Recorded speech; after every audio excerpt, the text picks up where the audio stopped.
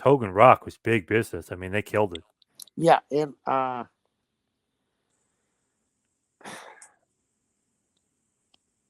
that time I was talking to Vince, and he told me he was going to run in Toronto with Rock and Hogan. And I said, why would you go Toronto with that match? That's Hogan's town. I said, they're going to boo Rock out of the building. He said, nah, never. And, you go to a guy's hometown. Remember when he wrestled Orndorff? They thought there was going to be 10,000 people at the stadium. There was 70 plus. Yeah, the big event. Yeah, Yeah. yep. And I thought, why would you choose that? Why wouldn't you go to New York or wherever? You know what I mean? It opened them, but it opened up a great. Uh,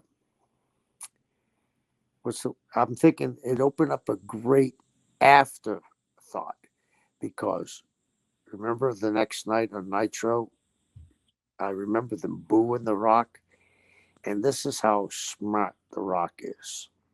When he said, "Finally, finally, finally," now the people are booing.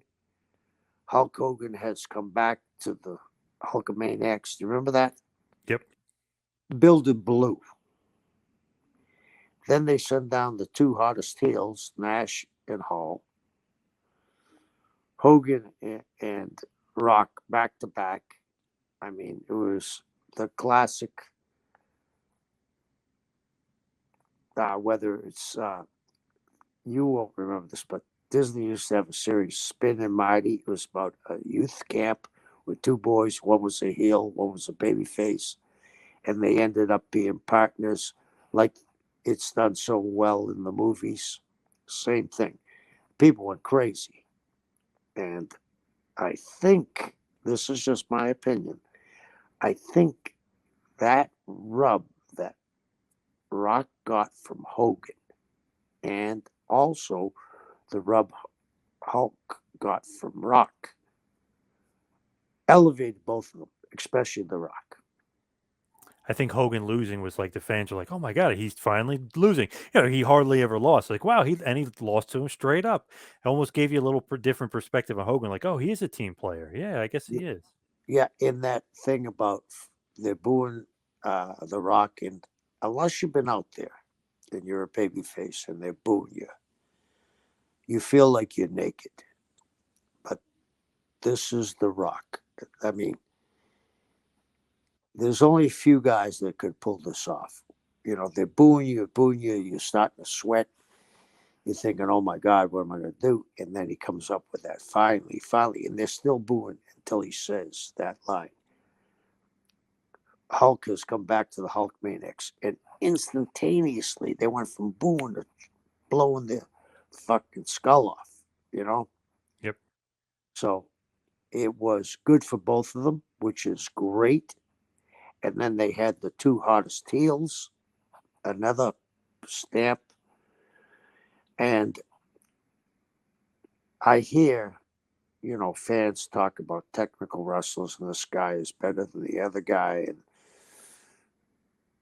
the, the object in wrestling, see if you agree with me, is to put asses every 16 inches. Yep. It doesn't matter how technical you are, it's charisma. And those four in the ring together, pretty amazing. Yep. What's funny about that WrestleMania 18 against The Rock? Hogan knew he wasn't going to get booed. He, like Vince and Pat Patterson, The Rock are like, oh yeah, Rock's the babyface. He knew, like he was so smart, man. Like he knew, but Rock was so good and so quick. He quickly realized, okay, I got to play heel. Hogan's the babyface, but I think Hogan knew all along, like I'm not getting booed here, brother. Exactly. And that's what I said. I told him he ain't gonna get booed. That's his town. That was his major town. Oh yeah, Yeah. Think about this. You think you're gonna have 10,000 people, and you do 7 times what you thought. Doesn't that tell you something? But it also says this: we never hear, or very seldom we hear, what a draw Paul Orndorff was. I think when they Vince took over, if he had made Paul Orndorff champion before Hulk, as successful as they were, you can't second guess them.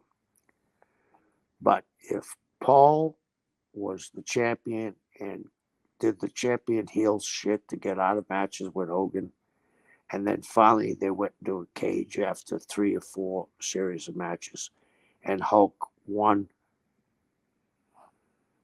I think their business would have been, you can't say better, but it would have solidified Hogan as, because he can work. We've seen the Japanese tapes. It would have solidified him, not, and you can't knock what he did, but it would have solidified him more as a performer. That's just my take, because we all forget how good Paul Orndorff was, because he wasn't braggadocious, and he, after his run and made his money, he left. Paul was, I tell young guys that are heels, if you want to watch one of the greatest heels of all times, watch Paul Orndorff, because Paul had 5 years. I always think of, when someone says Paul Orndorff, I always think of a baby face in the corner and Paul kicking him. First gear, second gear, third gear, we all can probably get there if you've been around. But he had fourth and fifth gear. He was amazing. So all our fans out there want to be good heels, watch Paul Orndorff. Well said, for sure. Now, you were talking to Vince McMahon in '02. Were you going to go to WWE in '02? No, we had talked, and the thing was, I actually went and talked to Stephanie and Johnny Laurinaitis, and I had just started the gym, and I didn't want to. I spent $1 million on the gym. I bought the property, knocked the building down, built the 8,000 square foot gym, the biggest in the Keys, and then I had, you know, you got to go back. Even then, all the gyms were primitive because they didn't allow chains in there. So I was the biggest gym, and then I spent, a friend of mine knew the guy that owned Precor, and they sold it to me almost at cost, but it was still $300,000 because Wow. you couldn't get a loan on a standalone gym. Or if you did get a loan, the interest was going to be crazy because 99% of them collapsed in a year. So I didn't think at that time that I could afford to leave. And truthfully, we never came to that deciding point. I think it might have been because of my attitude, because I told them straight up front, besides the gym, I had a lobster business, part of a lobster business. And there was a lot of money riding on it. And I just put a lot of money out there. And I was thinking, okay, this is before they let people go all the time, but they started to let a few people go. I thought, wow, if I give this up, I have to hire someone to run the gym. I have to get a gym manager, even though Linda and the girls were helping me. I was between a rock and a hard place, and truthfully, I'm glad I did what I did. Do you think you could have worked in that environment with the other writers and Vince and everybody else? Yeah, because they asked me that, and she actually said to me, "I hear you believe in your ideas to the end." I said, "Not really. I don't write my own check, but uh, you know, I believe that it wasn't time. It wasn't meant to be. And at the time, I had come off the road and working all those years every day. I got the chance to go scuba diving and fishing and see my youngest one that's pick her up every day because everything in the Keys is on the water. I pick her up on the boat and we go fishing or diving or snorkeling. So it was a great time for me. Thank you for watching the Hannibal TV.